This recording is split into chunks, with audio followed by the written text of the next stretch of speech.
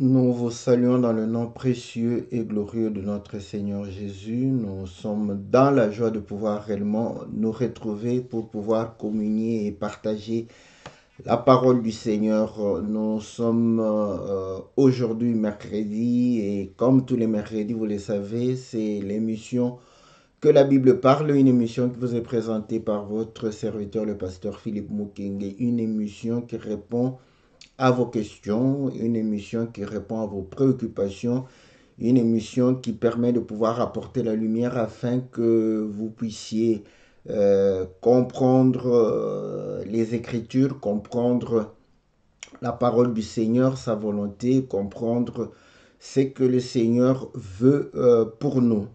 Voilà, bien-aimés dans le Seigneur, nous sommes là et nous sommes là pour pouvoir réellement vous servir.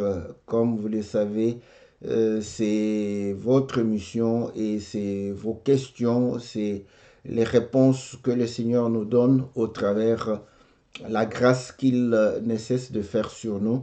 Voilà pourquoi nous partageons cette grâce avec vous et nous croyons que les réponses que nous allons donner vont pouvoir réellement vous satisfaire. Nous sommes dans la joie et nous saluons tous les bien-aimés de partout le monde, tous ceux qui sont en Afrique, tous ceux qui sont en Asie, en Océanie, en Amérique, en Europe. Que le Seigneur vous soit très favorable, que le Seigneur vous bénisse, que le Seigneur puisse se souvenir de vous, que le Seigneur puisse vous accorder ce que vous désirez au quotidien. Que le Seigneur puisse vous assister dans vos difficultés, puisse vous soutenir dans votre situation, dans vos activités, dans votre travail.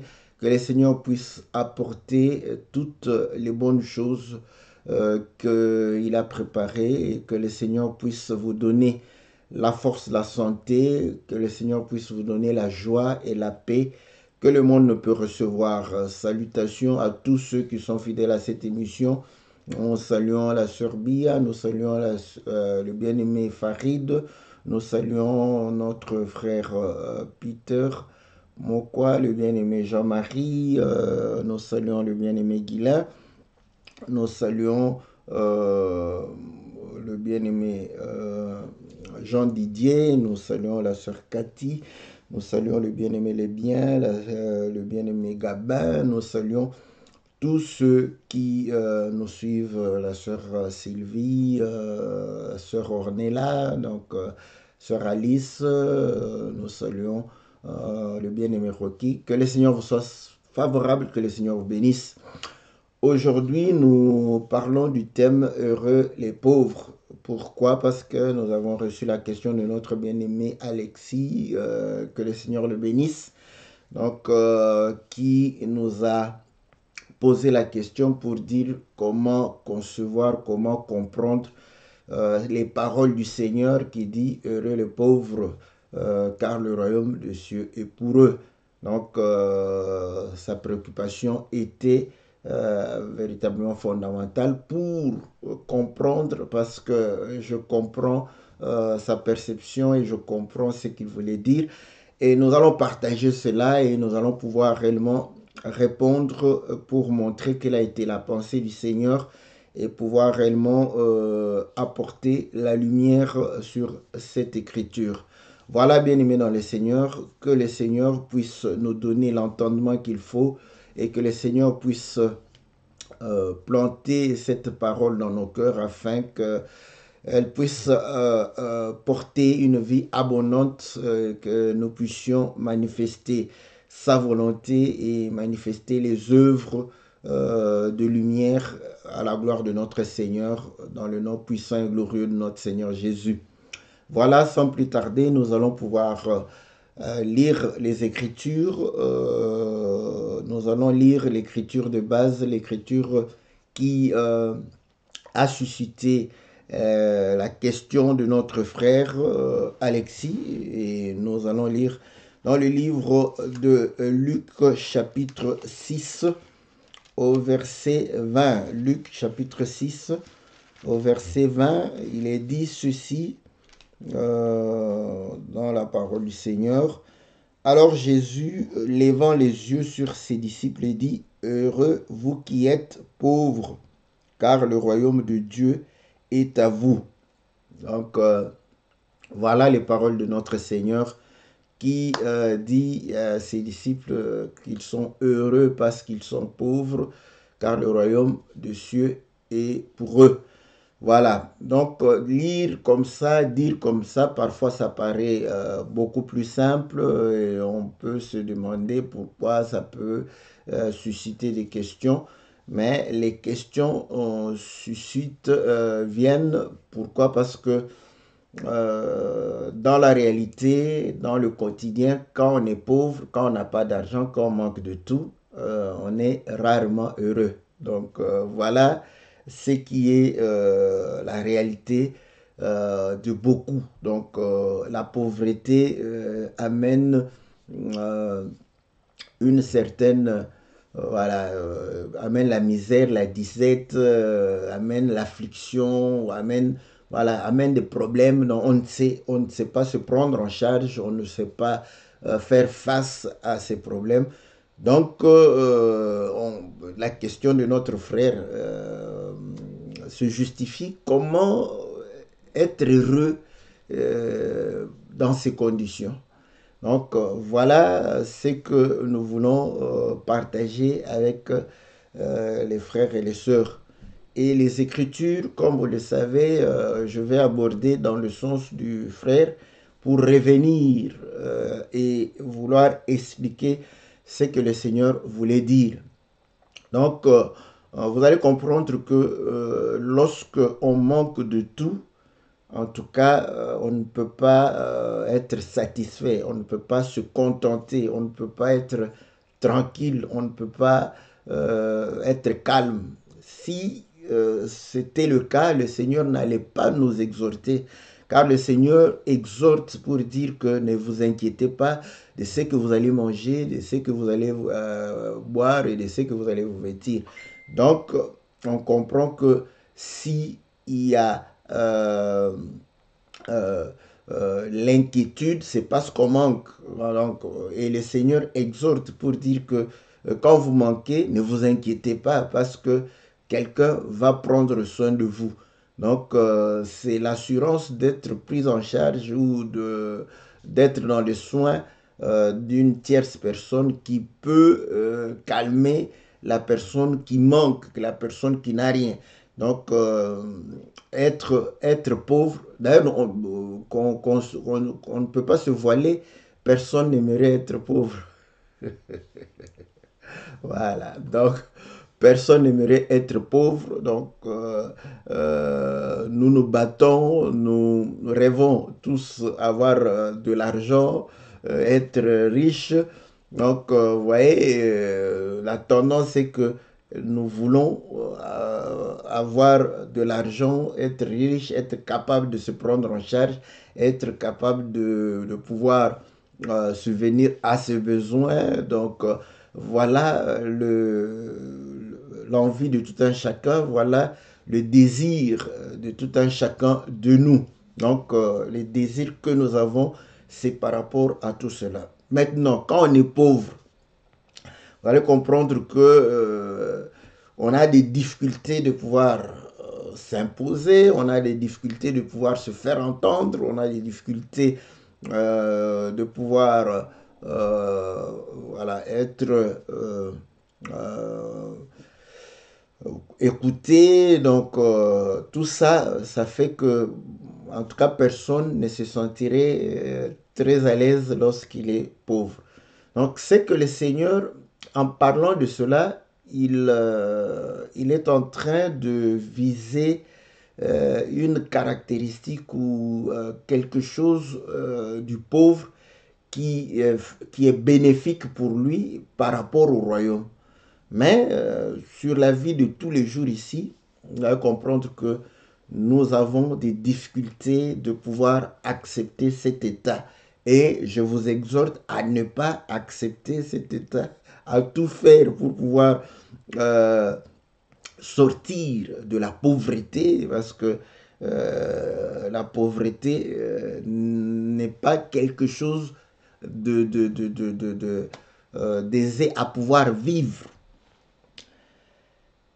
Nous prenons quelques écritures pour confirmer ce que nous sommes en train de pouvoir dire. Vous allez voir que le pauvre a peu d'importance. Voilà. Donc, euh,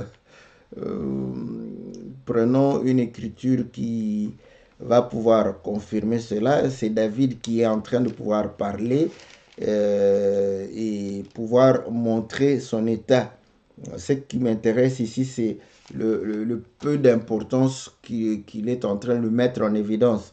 Nous sommes dans 1 Samuel chapitre 18 au verset voilà, 23. Les serviteurs de Saoul répétèrent ces paroles aux oreilles de David et David répondit: croyez-vous qu'il soit facile de devenir le gendre du roi? Moi, je suis un homme pauvre et de peu d'importance. Vous voyez? Lui-même, lui-même, il va comprendre que le fait qu'il est pauvre, qu'il n'a pas d'importance, donc ce n'est pas facile de pouvoir être remarqué par les rois, remarqué par les personnes considérées, remarqué par les personnes, euh, les nobles et les notables, n'est-ce pas, de la société. Donc là, vous voyez, là, quand on est pauvre, vous allez comprendre que on fait moins de cas par rapport aux pauvres. Et on est même méprisé, n'est-ce pas, dans la famille, parce qu'on est pauvre. Donc voilà, c'est là où nous disons que comment on peut être heureux dans cet état-là. Donc par rapport à cet état, nous ne pouvons pas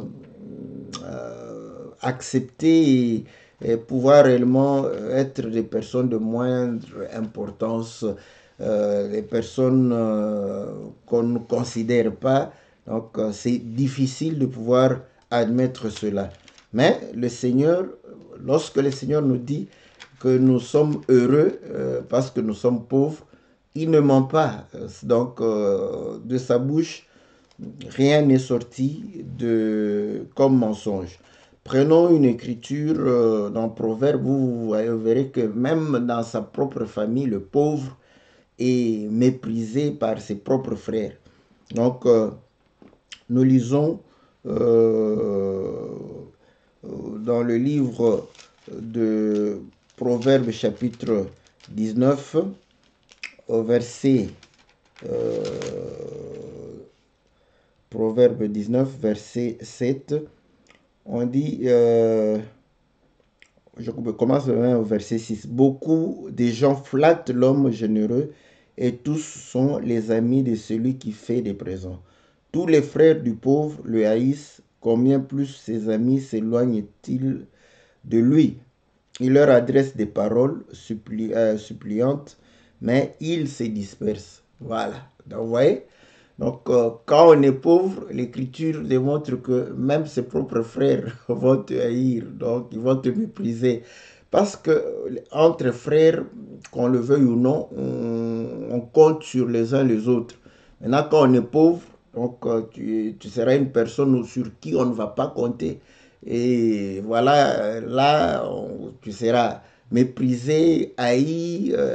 Bon, maintenant, on dit si tes propres frères te haïssent, à combien plus fort tes amis. Et vous allez comprendre que quand on est pauvre, on a moins d'amis. Donc le pauvre n'a pas beaucoup d'amis, si ce n'est que des pauvres comme lui. Donc, bon, quand il y a trop de pauvres, le pauvre peut avoir beaucoup d'amis parce qu'il y a trop de pauvres, donc les amis seront les pauvres. Mais écoutez, même entre pauvres, vous allez comprendre que euh, parce que l'autre pauvre ne sait pas compter sur toi, il a peut-être moins d'intérêt de pouvoir être ami ou s'attacher à toi. Donc, c'est tout à fait normal que les Écritures démontrent que le pauvre a moins d'amis. Et dans le livre de Proverbe 14, au verset euh,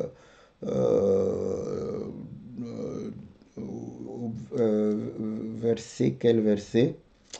Oh, voilà, je vais chercher l'écriture.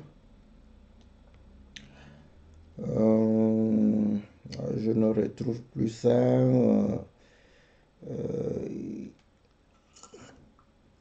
Il a été dit que voilà, le pauvre est odieux, n'est-ce pas?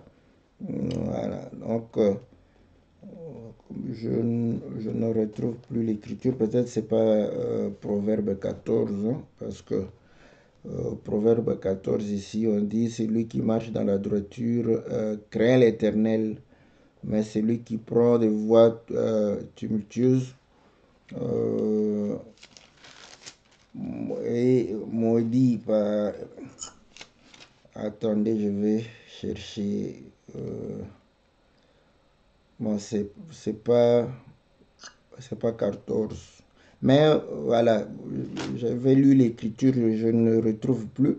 Donc, toutes mes excuses. Mais il est dit que le pauvre, n'est-ce pas, est odieux. Voilà. Voilà, voilà.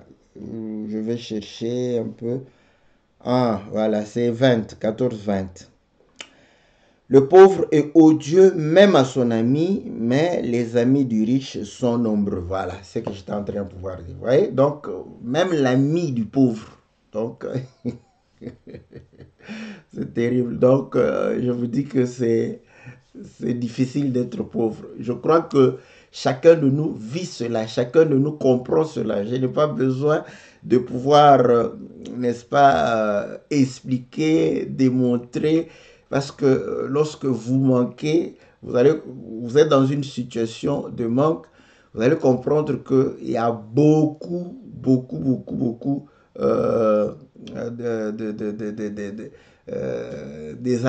d'amis qui vont pouvoir peut-être, n'est-ce pas, ne pas vous faire confiance.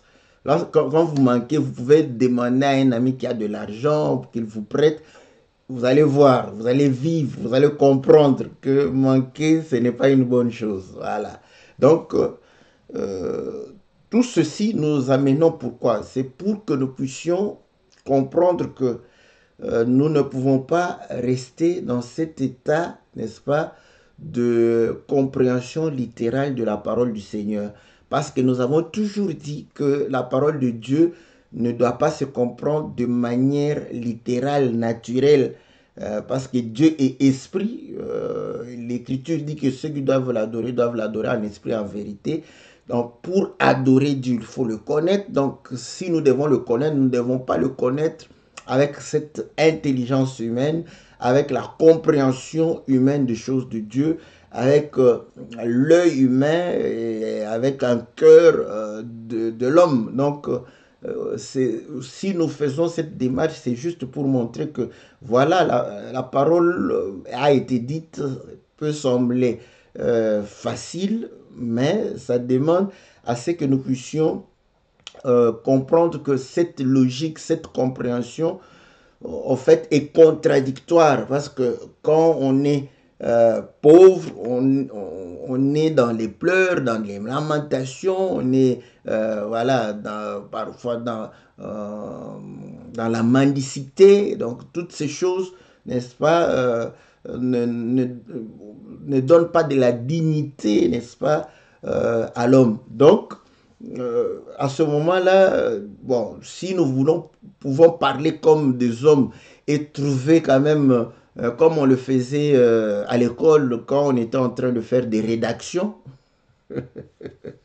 on nous disait toujours un sujet, tu dois l'aborder en montrant les avantages et en montrant les désavantages. Donc, vous développez le sujet en disant oui et vous développez le sujet en disant que non, ce n'est pas ça, pour montrer, pour équilibrer.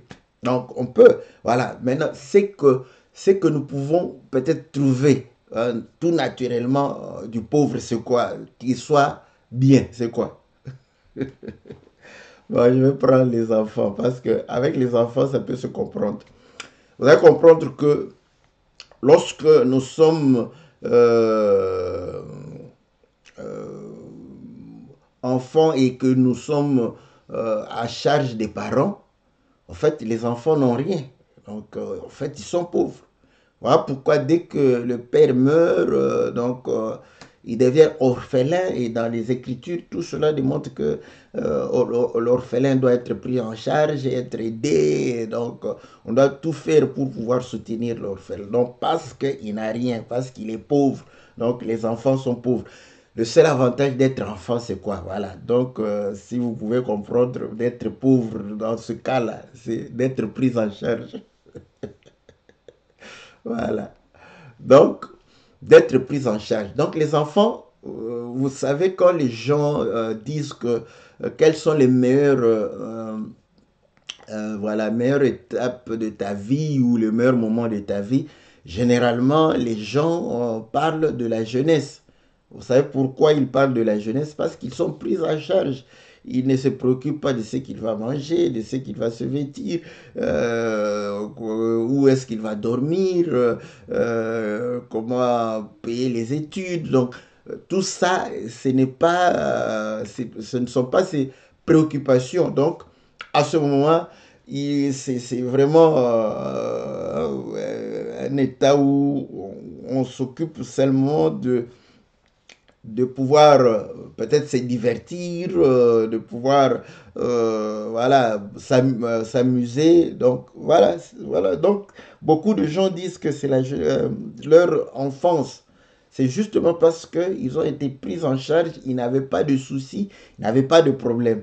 Donc si vous allez avec lui correctement, vous allez comprendre que maintenant qu'il doit faire face à ses responsabilités, qu'il doit prendre en charge ceux qui sont avec lui, donc il trouve que c'est plus difficile. Donc les meilleurs moments pour lui, c'est là où je dis, le seul avantage d'un pauvre, c'est d'être pris en charge.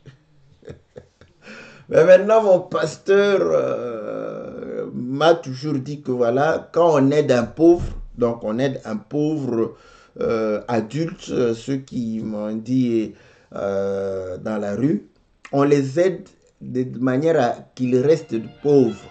Donc, nous comprenons, nous comprenons que tous ceux qui... Ah, toutes mes excuses, hein, parce que il y a le téléphone qui sonne là. Bon, je ne saurais pas me déplacer pour aller l'éteindre. Donc, voilà. J'espère bien qu'on ne va pas rappeler. C'est pas mon téléphone. Donc, on l'a oublié ici. Voilà, donc j'étais en train de pouvoir dire ceci, que quand on est pris en charge, on n'a pas de soucis, on n'a pas de préoccupations, on n'a pas de charges. Mais lorsqu'on se prend en charge, on fait face, n'est-ce pas, à ses responsabilités, à ses difficultés, on fait face, n'est-ce pas, à tous les problèmes qui peuvent surgir et qui peuvent réellement voilà, être les problèmes quotidiens. Donc, seul avantage. Mais comme je l'étais en train de pouvoir le dire, mon pasteur disait qu'on aide un pauvre pour qu'il reste pauvre. Voilà. Donc, si il est pauvre, vous lui donnez de manière à ce qu'il demeure pauvre par rapport à tous ceux qui donne, il donne toujours des pièces, il donne toujours, n'est-ce pas, des centimes, afin que l'homme revienne toujours. Donc, jamais on a vu aider un pauvre dans la rue, là, lui donner 1 million, donc on lui donne de telle sorte qu'il revienne. Pourquoi on le fait? Donc, c'est une manière aussi de le juger pour lui dire que voilà, tu dois être capable de te prendre en charge, tu dois être capable de te lever et de pouvoir travailler comme tous les autres. Bon, on te donne pour aujourd'hui, mais demain, tu devrais te débrouiller. Donc, c'est vraiment ce qu'on essaie de pouvoir dire aux pauvres. Voilà. Donc, après avoir tout dit comme ça, donc, vous allez comprendre que nous revenons dans les paroles du Seigneur, parce qu'il dit, heureux le pauvre, n'est-ce pas, car le royaume de cieux est pour eux. Donc le Seigneur trouve que l'état d'être pauvre, n'est-ce pas, va pouvoir réellement vous permettre de pouvoir hériter le royaume. Pour comprendre cela, nous allons pouvoir chercher les paroles que le Seigneur a dites sur des riches. Parce que c'est le contraire d'être pauvre, c'est être riche. Donc nous tous ici, nous avons tendance à vouloir s'enrichir. Nous avons tendance à vouloir chercher de l'argent. Donc maintenant, nous comprenons que quand on est riche,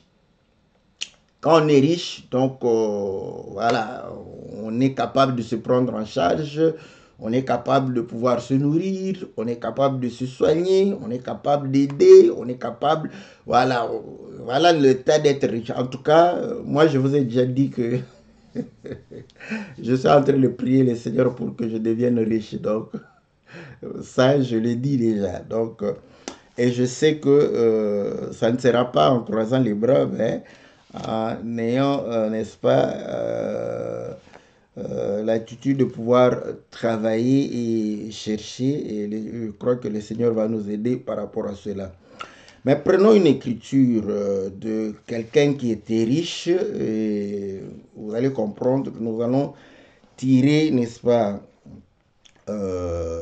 une pensée là-dessus. Nous sommes dans Luc chapitre 12, au verset 16. Il leur dit cette parabole. Les terres d'un homme riche avaient beaucoup rapporté.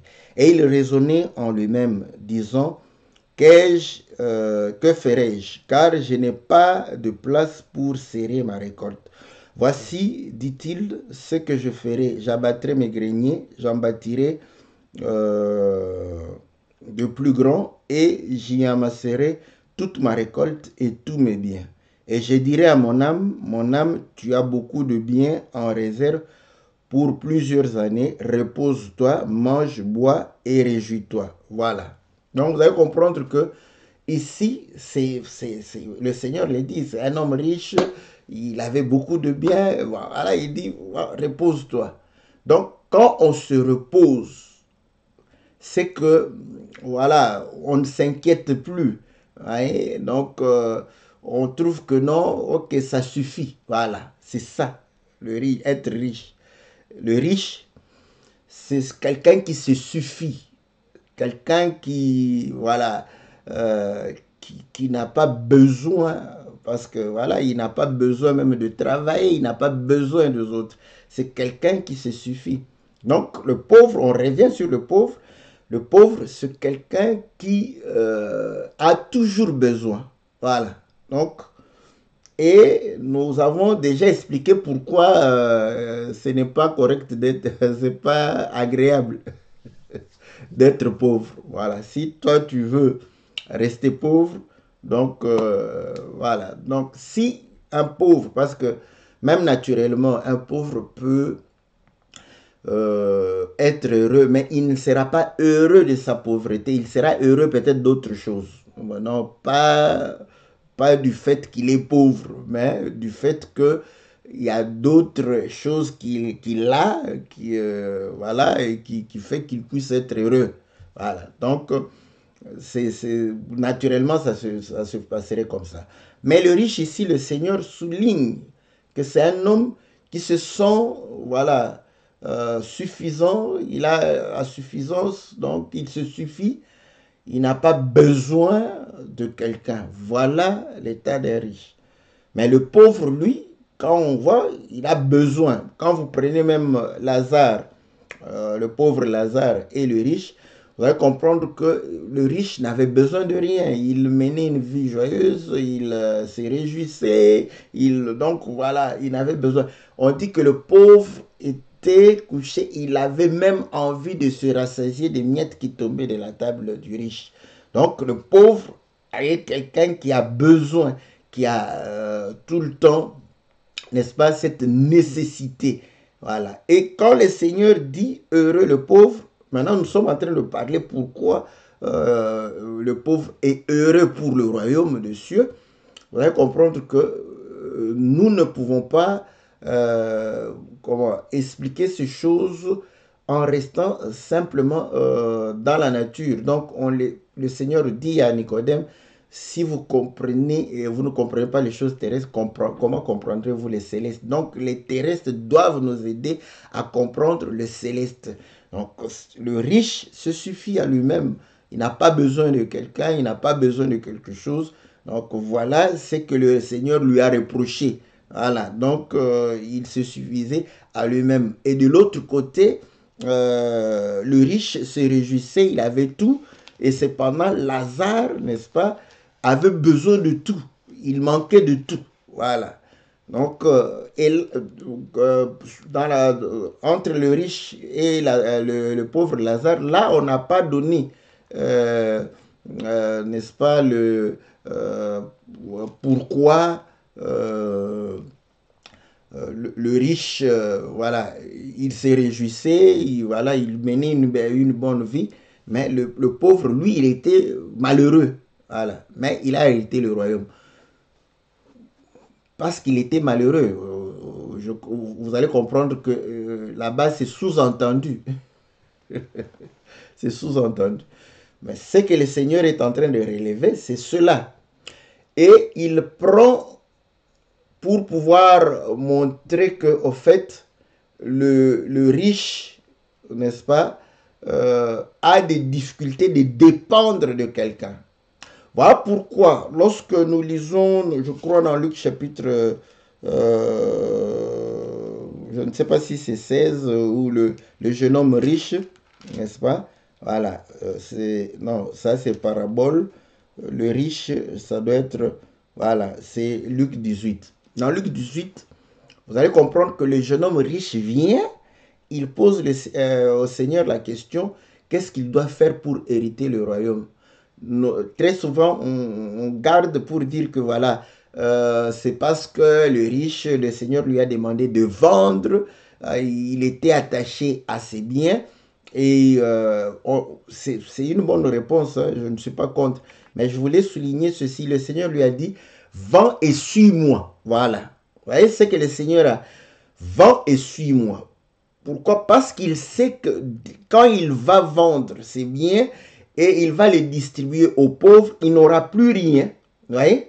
Il doit dépendre maintenant de quelqu'un et le Seigneur démontre que voilà, quand tu vends et tu distribues aux pauvres, tu n'auras plus rien. Bien sûr, dépends maintenant de moi. Voilà, tu dois dépendre de moi. Comprenez?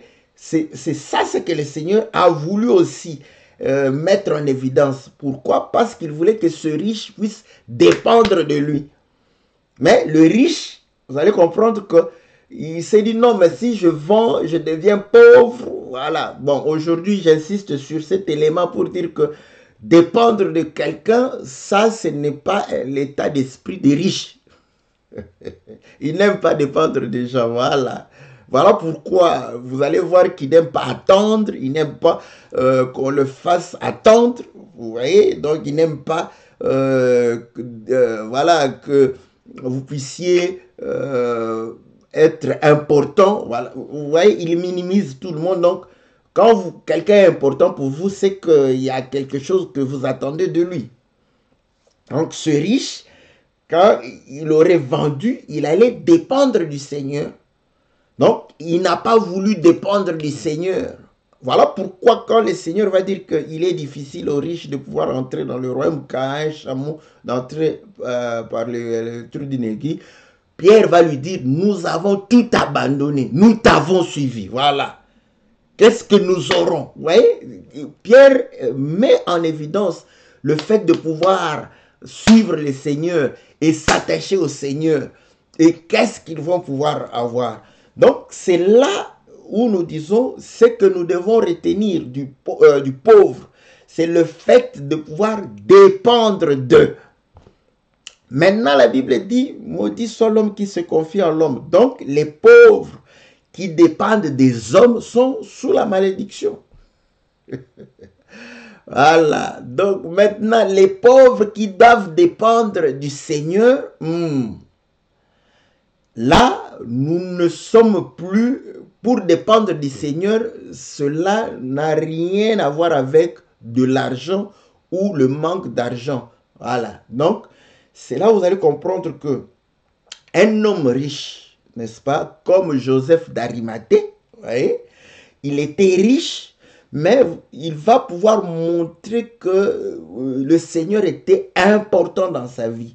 Le Seigneur était vous voyez, un riche qui trouve quelqu'un important, plus important que lui.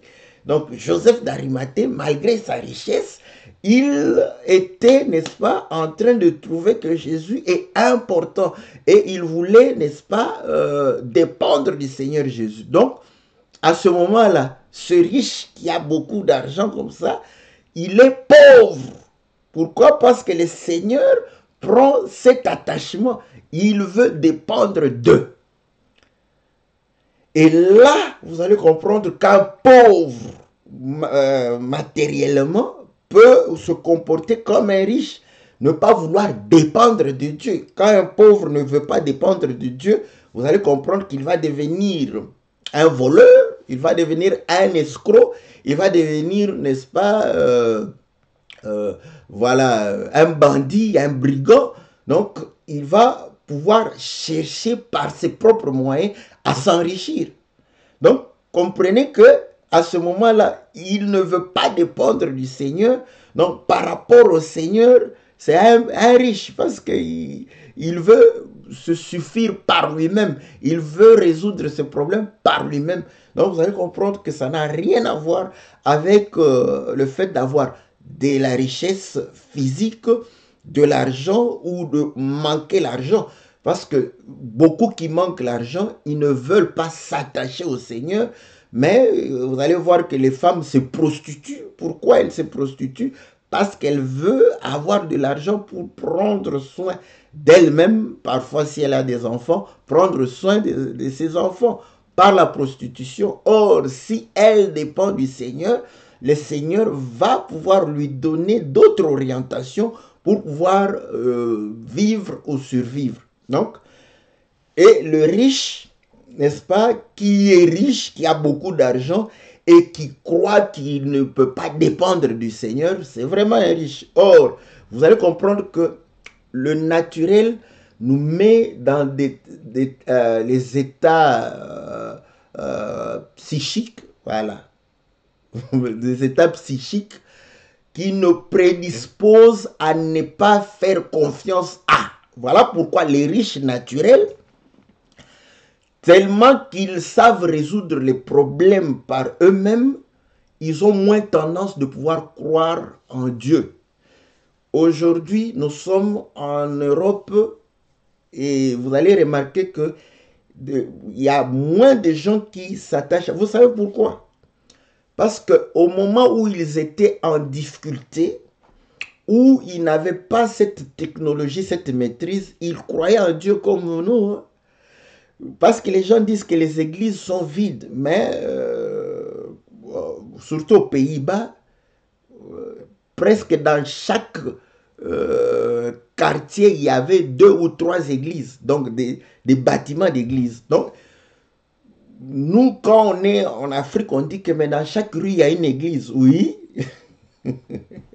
mais je l'ai remarqué.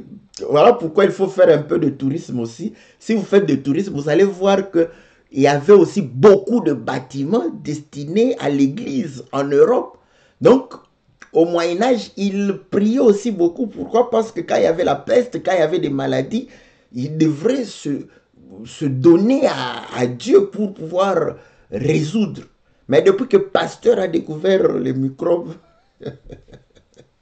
ils ont compris que la peste qu'on avait là, c'était des microbes. La lèpre, ils trouvaient que non, ce n'est pas une malédiction, c'est une maladie qui peut se soigner, qui doit être diagnostiquée bien avant et traitée. Donc, vous allez comprendre qu'il y a moins, n'est-ce pas, d'attachement à Dieu parce qu'ils peuvent trouver des solutions par eux-mêmes. Donc, vous allez regarder le comportement de la société occidentale. On va comprendre qu'ils s'attachent moins maintenant à Dieu. Voilà pourquoi toutes ces églises-là sont devenues vides.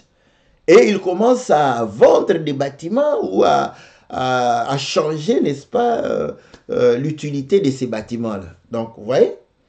Donc, la pauvreté peut amener quelqu'un, la pauvreté physique, dispose quelqu'un sur le plan psychique à chercher à dépendre, n'est-ce pas, de quelqu'un d'autre. Or, l'homme sait que son prochain n'est pas trop fiable. Mais bon, s'il n'a pas d'autre solution, il ne peut que voilà, se fier à son prochain. Mais il aura tendance à pouvoir se fier plus à Dieu qu'à son prochain. Mais il a besoin de son prochain. Donc, l'état psychique est prédisposé à pouvoir se fier à Dieu. Oui? Maintenant, c'est lui qui a beaucoup d'argent, qui se suffit. Psychiquement, il ne dépend de personne et il a tendance à ne pas se fier à Dieu. Voilà. Voilà ce que le Seigneur est en train de pouvoir dire. Voilà pourquoi dans le livre d'Apocalypse, il va le dire de manière assez, n'est-ce pas, correcte, de manière assez correcte dans le livre d'Apocalypse au chapitre 3 ou 2, 3, voilà, chapitre 3, au verset 15. Je connais tes œuvres, je sais que tu n'es ni froid ni bouillant. Puisses-tu être froid ou bouillant? Ainsi, parce que tu es tiède et que tu n'es ni froid ni bouillant, je te vomirai de ma bouche. Parce que tu dis, je suis riche et je me suis enrichi et je n'ai besoin de rien. Voilà. Voilà comment le Seigneur traduit. Donc le riche n'a besoin de rien. Il n'a besoin de rien. Il n'a pas besoin de Dieu. Voilà. Maintenant le Seigneur dit ceci. Et parce que tu ne sais pas que tu es malheureux, misérable, pauvre, aveugle et nu, je te conseille d'acheter de moi de l'or éprouvé par le feu afin que tu deviennes riche. Donc, vous voyez, celui qui a un sentiment de satisfaction, il n'a pas besoin de pouvoir s'attacher à. Donc, il se suffit, il a un contentement. Donc, en fait, c'est là où est le problème. C'est-à-dire que quand on parle de choses du royaume de Dieu, Dieu est esprit, voilà pourquoi nous devons comprendre ces choses sur le plan spirituel.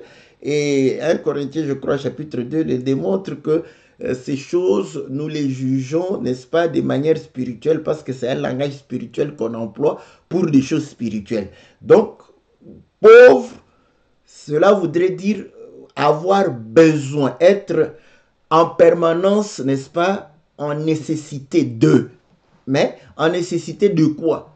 Pas de habits, mais en nécessité de Dieu en nous. Donc, celui qui est pauvre, n'est-ce pas, selon Dieu, pour hériter le royaume, c'est celui qui a besoin de Dieu en tout moment. Voilà pourquoi quand le Seigneur donne, comment prier, il dit, donne-nous le pain quotidien. Parce que nous avons besoin qu'il nous nourrisse. Nous avons besoin qu'il nous donne parce que nous n'avons pas et nous avons besoin qu'il nous donne. Et celui qui se sent, qui croit qu'il est, voilà, hors, n'est-ce pas, de la famine, il va pouvoir réellement ne pas demander à Dieu le pain. Il n'a pas besoin que Dieu lui donne le pain. Voilà. Maintenant, nous disons, vous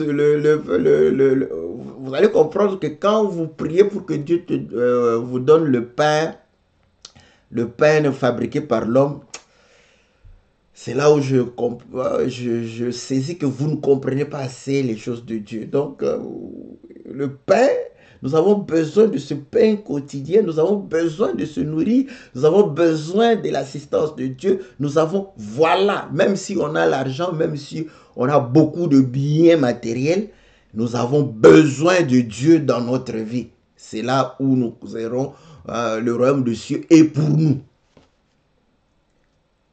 Voilà pourquoi je dis toujours que là où il y a trop de criminalité, du banditisme dans des cités pauvres, vous voyez, ce sont des pauvres. Ils n'hériteront pas le royaume. Physiquement, ils sont pauvres, mais ils sont riches dans le fait qu'ils ils veulent se suffire par eux-mêmes, trouver des solutions par eux-mêmes. Voilà pourquoi ils braquent les banques, ils tuent les hommes paisibles, ils escroquent. Donc voilà, ces gens-là, ce sont des riches. Donc, ce langage pauvre-riche, donc, doit être analysé dans le contexte. Parce que quelque part, le Seigneur dit que le riche dise qu'il est pauvre et que le pauvre dise qu'il est riche. Ah ouais. Donc, quand on est riche matériellement, qu'on se dise qu'on est pauvre, on a besoin de Dieu. Voilà. Maintenant, quand on est pauvre matériellement, qu'on se dise qu'on est riche parce qu'on a Dieu. Et notre satisfaction doit être la présence de Dieu en nous. Voilà. Parce que nous sommes satisfaits de la présence de Dieu. C'est ça l'état d'un riche. Le riche est satisfait. C'est ce que Paul dit dans un langage facile à Timothée. Vous allez comprendre que naturellement, il faut avoir ce comportement. Vous n'allez pas convoiter beaucoup d'histoires ici sur terre. Dans 1 Timothée chapitre 6, il dit ceci. Au verset 6, c'est en effet une grande source de gain que la piété avec le contentement. Oui? Car nous n'avons rien à apporter dans le monde et il est évident que nous n'en pouvons rien emporter. Si donc nous avons la nourriture, le vêtement, cela nous suffit, nous suffira. Cela nous suffit, cela nous suffira. Donc vous voyez, la satisfaction, le fait d'être satisfait, de se sentir, voilà, c'est suffisant. Donc maintenant, la pauvreté physique ici, comment la gérer? C'est avoir ce sentiment-là. J'aime les choses de Dieu parfois quand c'est assez simple comme ça. Ouais. Donc, si vous avez le contentement avec vous, vous allez voir que vous allez moins pécher par rapport à votre état de richesse si vous n'en avez pas assez. Voilà. Pourquoi il y a des magouilles? Parce qu'on veut toujours avoir plus. Donc, ce que je suis en train de dire, n'est-ce pas? Si vous n'avez pas assez, vous devrez normalement ne pas être satisfait de cet état de ne pas avoir assez, de manière générale. Maintenant, ce que vous avez, vous devez vous contenter de cela. C'est ce que Paul dit. La piété, c'est une source de gain, mais avec le contentement. Donc, c'est ce que le Seigneur nous donne, le peu qu'il nous donne, nous nous contentons de cela. Quand tu te contentes de cela, tu vas bien gérer ta pauvreté.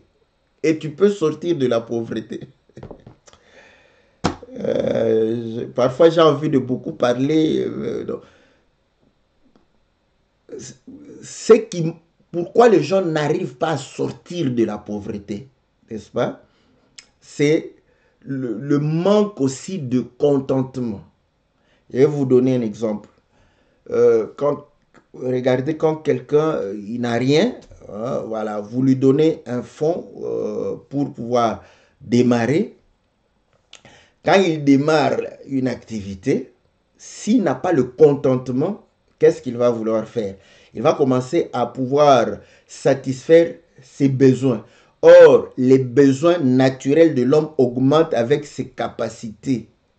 Donc, c'est comme ça, c'est naturel. Il n'y a pas diable là-dessus ou Dieu là-dessus. C'est naturel. Donc, si vous avez un revenu de 100 euros, vos besoins seront adaptés à vos 100 euros. Dès que vous recevez 200 euros, vous allez voir que vos besoins vont monter à 200 euros. Et dès que vous avez 300, les besoins vont monter à 300. Vous avez 1000, les besoins montent à 1000. Vous avez 10 000, les besoins vont monter à 10 000. Parce que vous allez commencer à vous imaginer, donc avec 10 000, je peux m'offrir. Vous voyez? Donc, les désirs, les besoins augmentent aussi.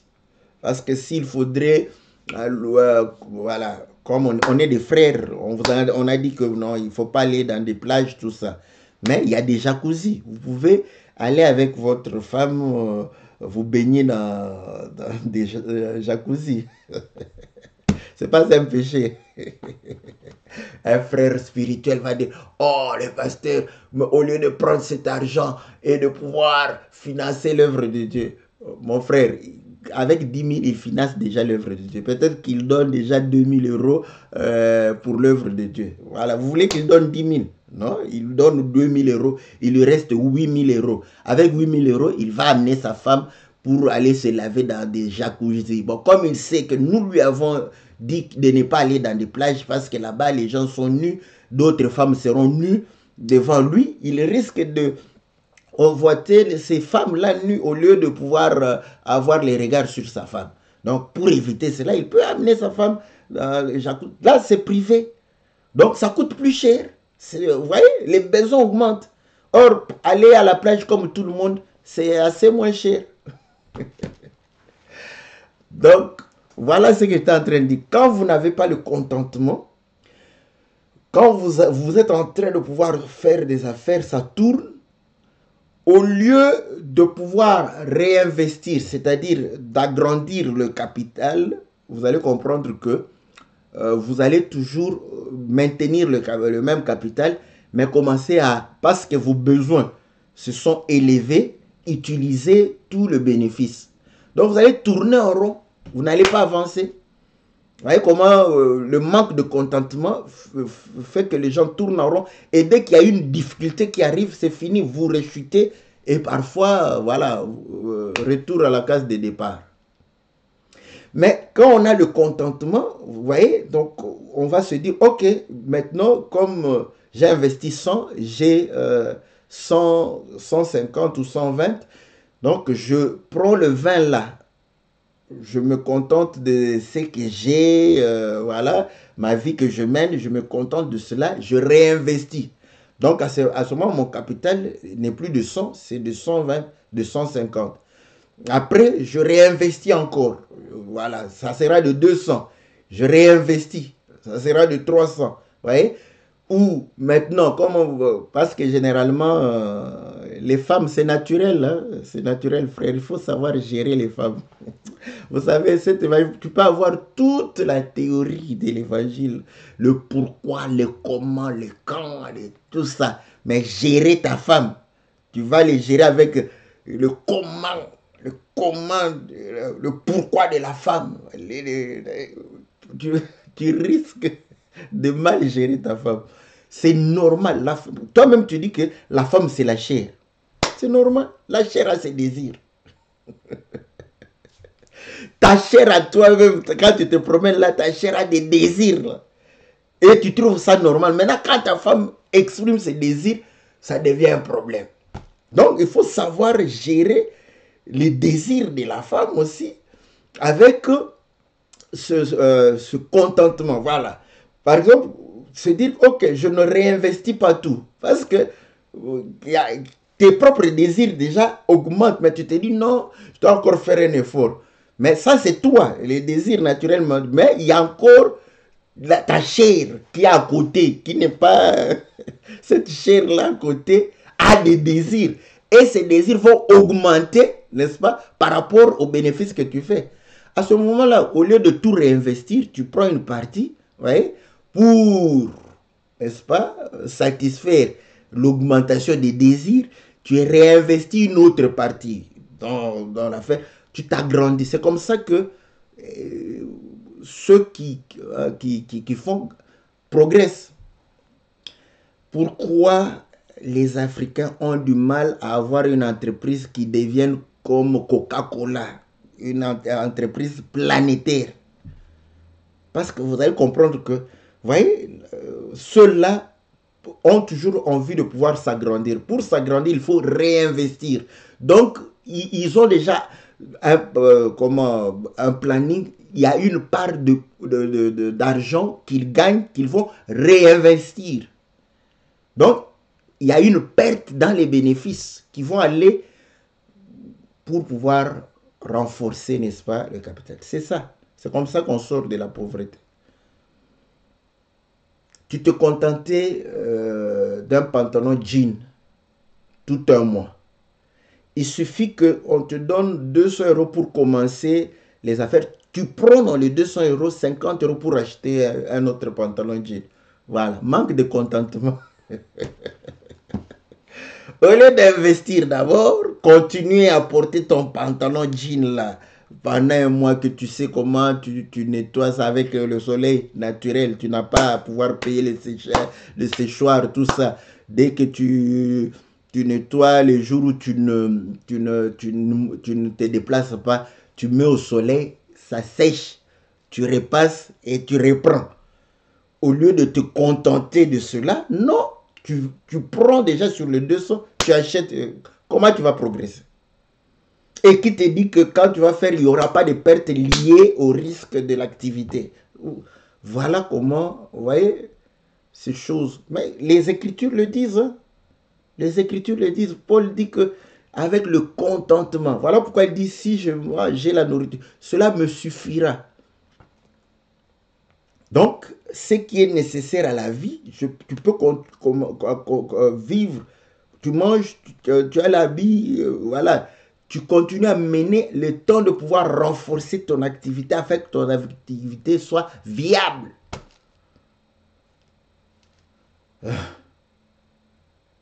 Mais on aime bien des encouragements du type animation du Impère. Parce que le Impère avait des animateurs qui disaient Impère, vous allez devenir les riches, vous allez devenir les riches au nom de Jésus. Dites Amen, Amen. Mais comment tu vas les devenir? Comment? Ça, on ne te dit pas. On t'a dit seulement, crois seulement que tu vas devenir riche. Mais tu es déjà riche comme par rapport à ce qu'on a dit. Parce que tu as le Seigneur avec toi. Tu es riche déjà. Parce que le Seigneur dit, le pauvre dit qu'il est riche. Qu'il est riche. Ouais. Donc, si naturellement tu veux augmenter tes ressources, il faut avoir le contentement. Le contentement, c'est un point capital. Bon, il y a beaucoup de choses comme ça. On va vous prêcher l'économie, l'économie de Christ, l'économie spirituelle. Je parle des choses naturelles, mais je m'appuie sur les choses spirituelles pour vous aider naturellement à progresser, n'est-ce pas? Parce que la pauvreté naturelle ici va te causer beaucoup de problèmes. Tu n'auras même pas le temps de sourire avec toi. Ta femme ne sera pas... Regardez quand on observe les pauvres comme ça, quand on les regarde. Même quand ils sourient, vous regardez, vous lisez la misère, vous lisez l'amertume, vous lisez la tristesse dans leur sourire. Ouais, ils sourient, mais quand vous les regardez, c'est la pauvreté. Mais il peut te lire heureux le pauvre, mais physiquement, ça ne va pas. Alors pour sortir de cela, il faut savoir que c'est possible. Avec le Seigneur, c'est possible. C'est vraiment possible. Voilà. Mais il faut travailler. Quand tu travailles, il y a un temps où on doit souffrir. On doit serrer la ceinture comme... Il y a des païens qui comprennent ces principes. Ils n'ont pas besoin du nom de Jésus. Quand ils comprennent ces principes, ils les vivent, ils progressent. Après toi, tu vas commencer à dire, il a fait des fétiches. Quel fétiche il a fait? Il y a beaucoup de chrétiens qui m'étonnent. Dès qu'ils voient quelqu'un qui a réussi, non, ce sont des fétiches, c'est un rosicrucien. Mais c'est quoi ça? Donc, quelqu'un ne peut pas réussir parce qu'il a persévéré, il s'est sacrifié, il a avancé, donc il ne peut pas. Mais toi, directement, c'est un féticheur, il est allé voir les marabouts. Bon, toi, tu as ton Jésus, pourquoi tu n'avances pas? Avec ton Jésus, tu n'avances pas, pourquoi? Mais observe comment il vit. Observe comment il vit. Tu vas voir qu'il fait des sacrifices. Maintenant, quand il aura assez d'argent, vous allez voir qu'il va stagner. Pourquoi? Parce qu'il va commencer à dépenser. Quand vous allez le voir, chanter par tel musicien, par tel autre, il donne de l'argent, il a beaucoup de femmes, il ne va pas avancer. Voilà pourquoi les riches africains, s'ils ne sont pas de voleurs, ils ne volent pas l'argent de l'État, ils ne progressent pas, ils stagnent à un certain niveau parce que, voilà, mais regardez les milliardaires occidentaux, c'est chaque année l'argent qui augmente. C'est ça la différence. Un milliardaire africain ou congolais, dès qu'il a des milliards de biens, ça va stagner là. Et regardez la vie, vous allez comprendre que là maintenant, dès qu'il a, il dépense, dès qu'il a, il dépense, dès qu'il a, il dépense. Donc il reste. Mais les autres vont progresser. Celui qui a fait les Tesla, les voitures 100% électriques, il est devenu le plus riche. Posez-vous la question. Il a déjà des milliards. Pourquoi il est devenu? Parce qu'il a réinvesti. Vous voyez? Donc, il ne prend pas son argent. Vous n'allez pas l'entendre qu'il a 4 femmes, 5 femmes. Non. Bon, que le Seigneur vous bénisse.